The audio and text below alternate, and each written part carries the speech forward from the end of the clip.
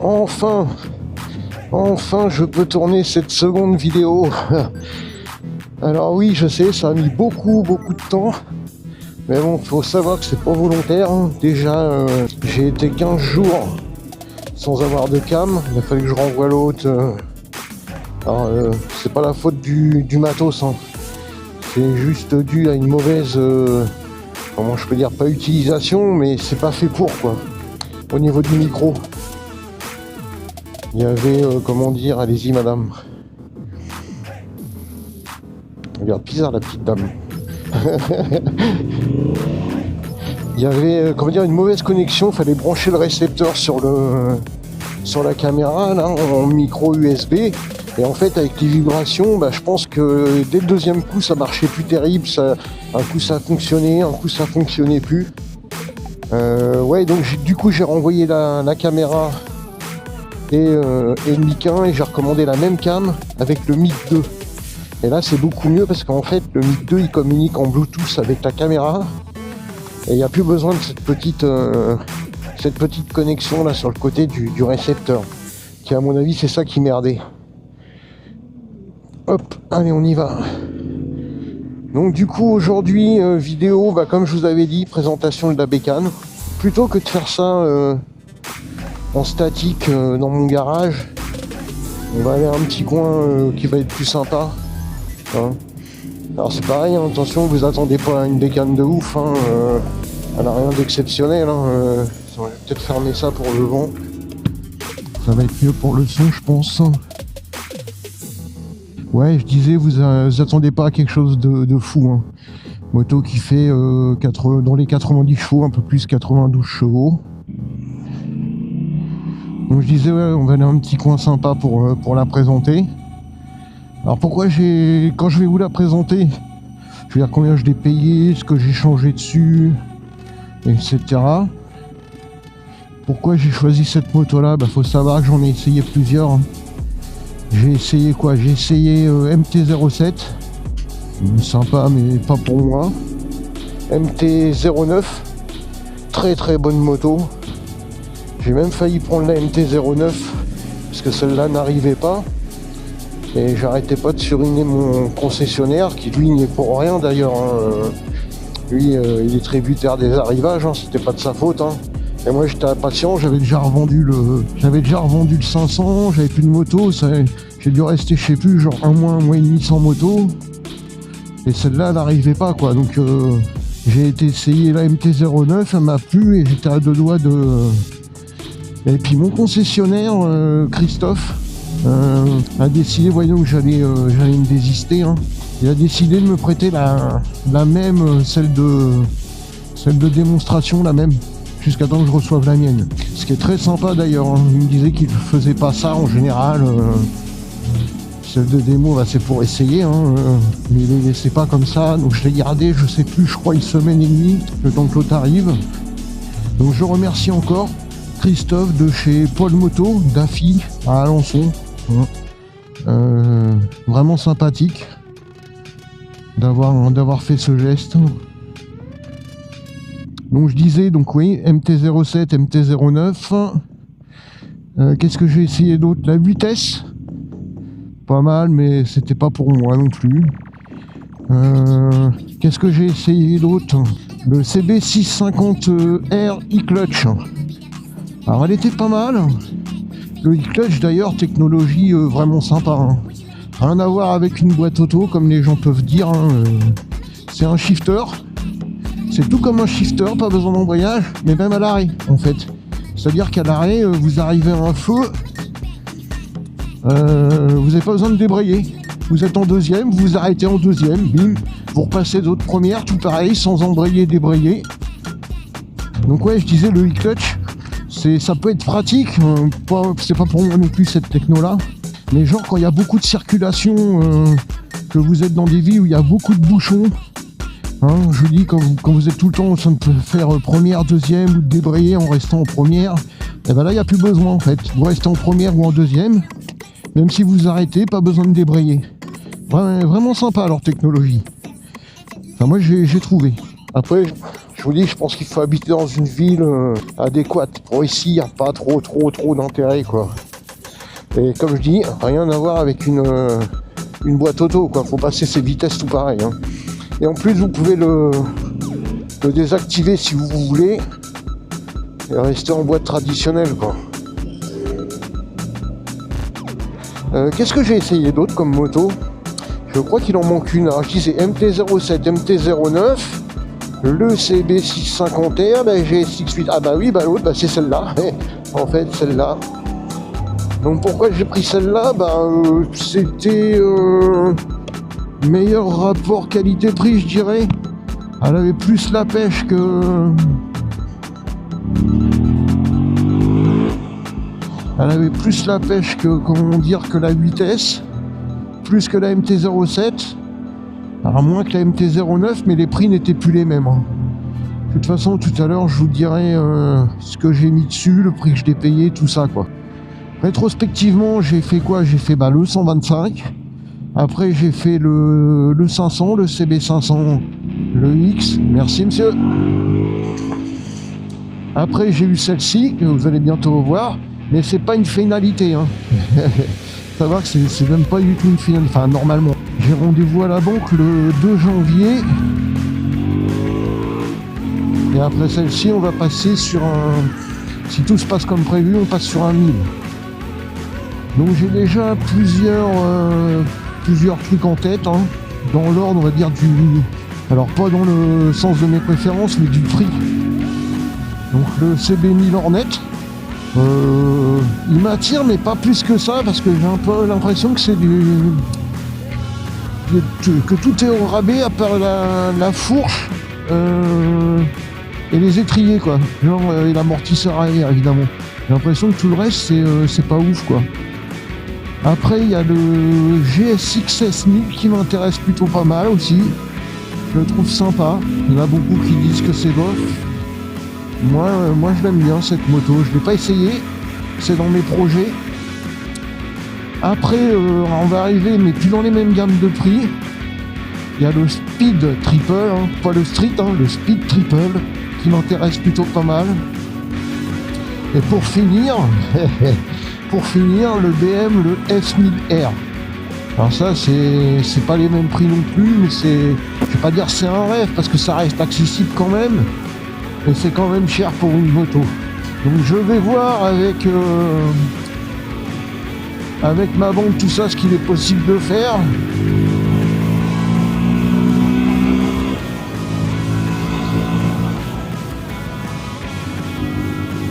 Allez, la route elle est pas encore totalement... Il y a même encore du brouillard, hein. Ah oui, je disais... c'est pour ça en fait que je faisais pas de vidéo non plus, parce que... là, donc j'étais 15 jours sans caméra, ça c'est un fait.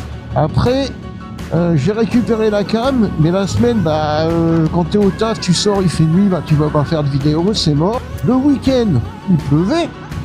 À chaque fois, hein, j'avais pas de chance de ce côté-là. Et cette semaine, j'étais en vacances.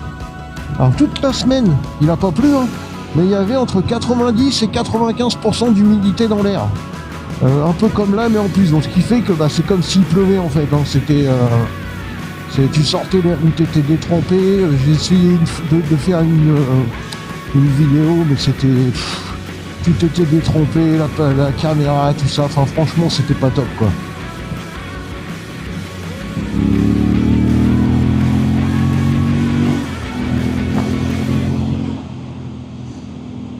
Donc là, on va aller à un petit endroit, je crois qu'il est classé, il me semble. Je suis pas sûr, mais il me semble qu'il est classé. Oui, je vais vous présenter la bécane, quoi. Donc comme je disais, vous allez voir, rien de ouf. Si j'arrive à avoir une des motos que j'ai citées en 1000 là, ce sera un autre monde, hein, évidemment. Après celle-là, franchement, putain, il y a du brouillard quand même, faut que je fasse gaffe, parce qu'au croisement là...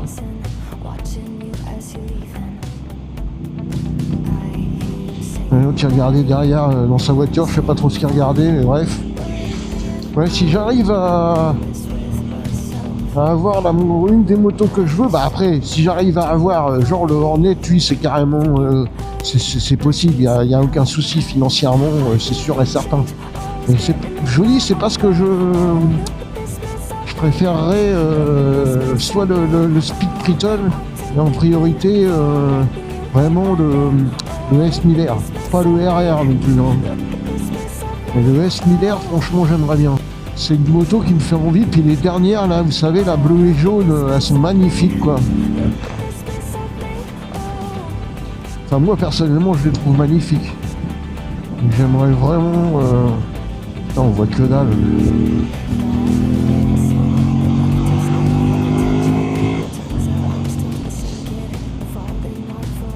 Alors même là, c'est pas humide, hein, mais on sent bien que l'air est quand même... c'est froid, hein. Il fait froid, hein, il fait pas chaud. Hein. Mais je me suis équipé en conséquence. Alors c'est un peu bizarre, j'ai un peu de buée alors que j'ai un pin lock dans mon casque. Je comprends pas trop pourquoi. D'habitude ça fait pas ça. Je l'ai démonté l'autre fois, je l'ai nettoyé, ça vient peut-être de ça. Donc là ouais, je vous disais, on va aller... Il me semble que c'est un monument classé. Alors j'espère quand même que... Oh la vache, c'est dégueu. Ouais, ça va, c'est pas non plus un roulable quoi. Et sinon j'y arriverai jamais. Et là vous voyez, on arrive en forêt, on voit que c'est un peu humide déroutant. On va y aller tranquille. Le tout c'est pas de se mettre la gueule au tas, hein, c'est pas le but. Hein. Cette moto là franchement, pour le rapport qualité-prix, c'est vraiment pas mal. Hein. On va pas dire que c'est exceptionnel, mais c'est une bonne petite moto.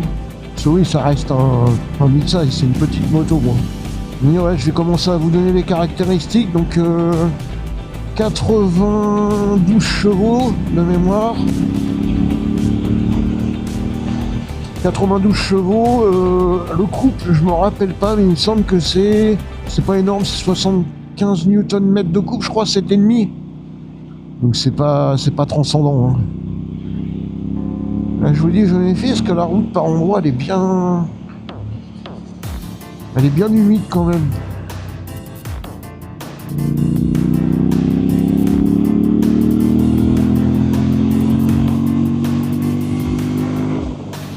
Je vous reprends sur place, là où je m'arrête.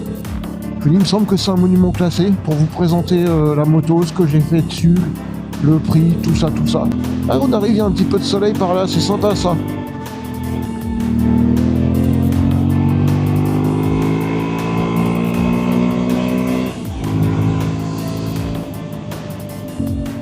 Alors ici, là, cette route-là, en été, on s'éclate. Hein.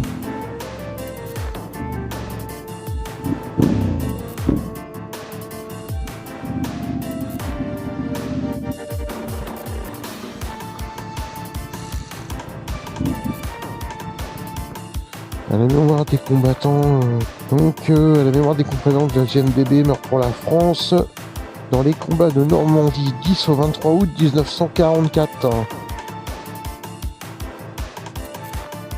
Le Valois est un char Sherman M4A2 appartenant à la 2e DB. Je sais pas si vous pouvez voir.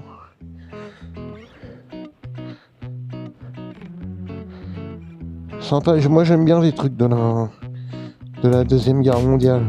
Donc là, vous voyez, on est en Normandie. Dans l'Orne, plus exactement. Voilà, et on va arriver sur le sujet de la vidéo. Et voilà, on arrive. Et nous sommes sur le CB750 Hornet 2023.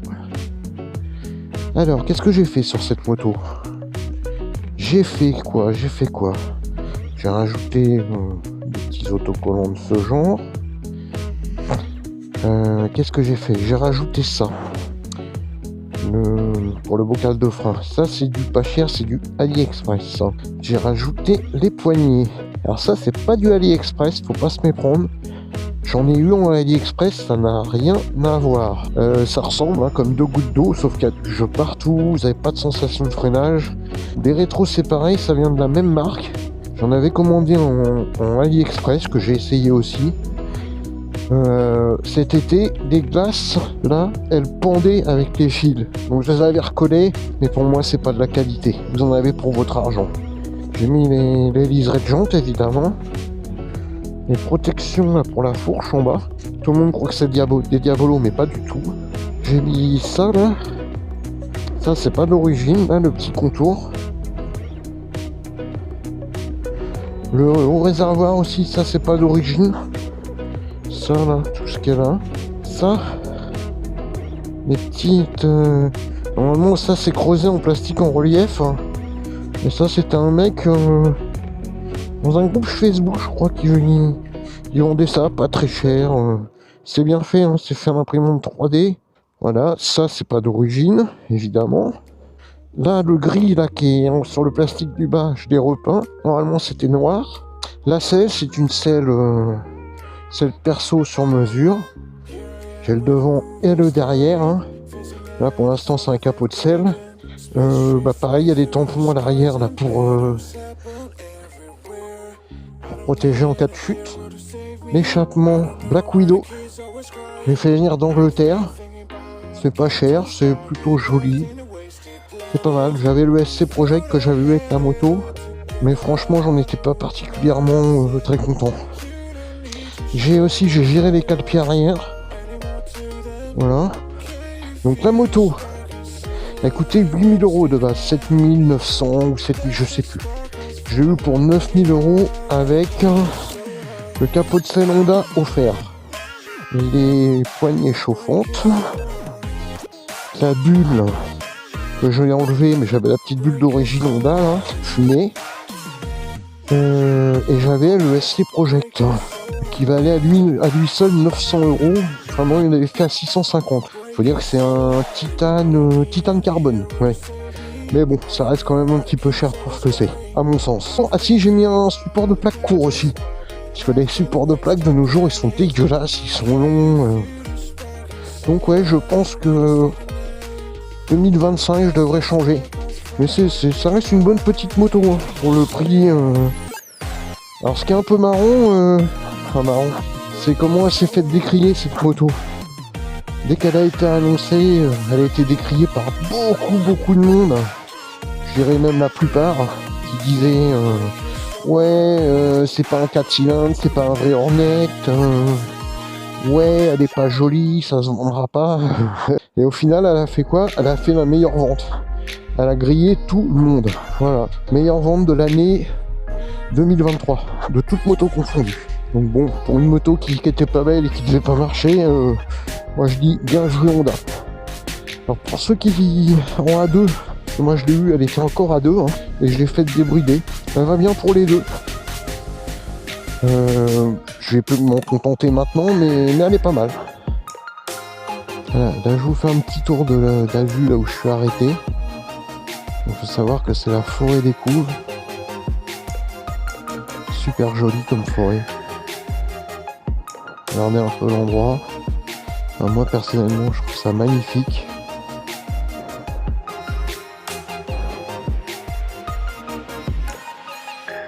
Voilà, donc forêt des Couves. Et la marque des leviers, ça m'est revenu. C'est Shaft, cette fameuse marque française. Bon bah voilà, je vais vous laisser là-dessus. Et puis j'espère vous voir nombreux sur la Scud TV. Allez, bisous à tous!